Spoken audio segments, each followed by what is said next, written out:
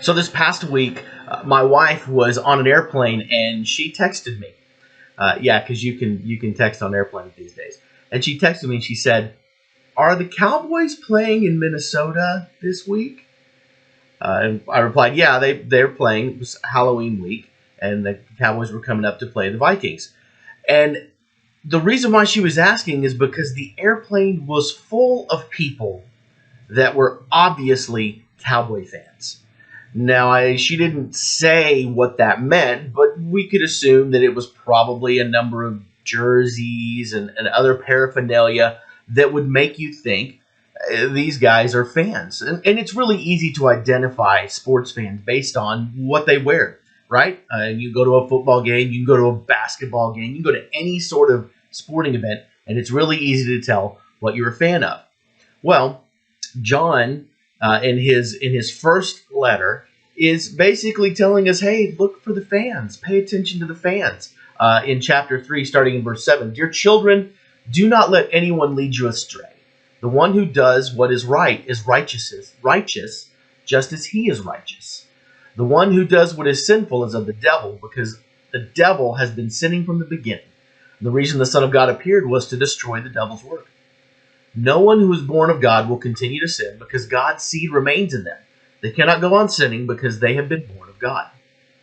This is how we know who the children of God are and who the children of the devil are. Anyone who does not do what is right is not God's child, nor is anyone who does not love their brother or sister." So Jesus is saying, hey, let's do it by their fruit, right? He said that. He says, Jesus himself says in Matthew chapter 7, verse 15, "Watch out for false prophets. They come to you in sheep's clothing, but inwardly they are ferocious wolves. By their fruit you will recognize them." Okay? Every good tree bears good fruit, but a bad tree bears bad fruit. In other words, what kind of jersey are they wearing?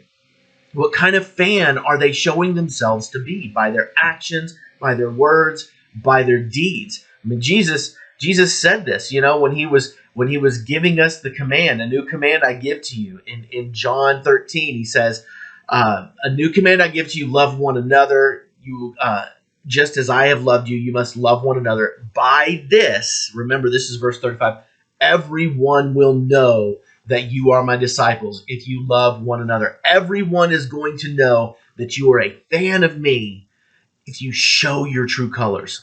And this is what John is saying here. Listen, just look at the fandom of it. Are they doing the things that make God look good, that honor God, or are they doing the things that do the exact opposite of that?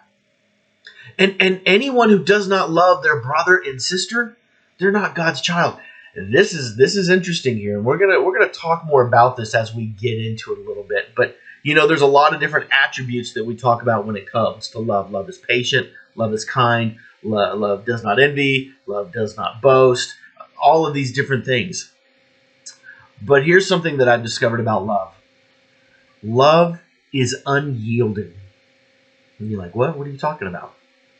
In other words, true love, godly love, doesn't let you pick and choose who you want to love and the timing of that love. In other words, if you are truly loving God, you're going to love people no matter when it is, no matter how busy you are, and no matter who they are. Love is unyielding. And we're going to talk about that later this week when we get to what we know what love is in verse 16. But this is kind of the preview of it. John's saying, hey, listen, you want to know? You really want to know if someone is a follower of Christ? Look at how they behave. And more importantly, look at how they treat fellow Christians. And this is a pretty convicting verse these days. I mean, think about all of the schisms that are going on in church right now, all because of whether you're red or blue, or whether they think that you're red or blue. I mean, there's no more scripture these days. It's more of, I follow this person, and if you don't, you're wrong. Wow. This kind of flies in the face of what this is right here. It says you have to love them, and you need to know whose side they are on, not the side of a political party, but the side of God. If you're willing to truly follow God, then God, you have to understand, doesn't follow the political parties. So our question for ourselves is, do we show our fandom for Jesus? And if we do, how does that look like? How do we do it? Are we doing a good job of showing our fandom? And if we are we doing a good job of being good fans for God? All right, we'll talk more tomorrow.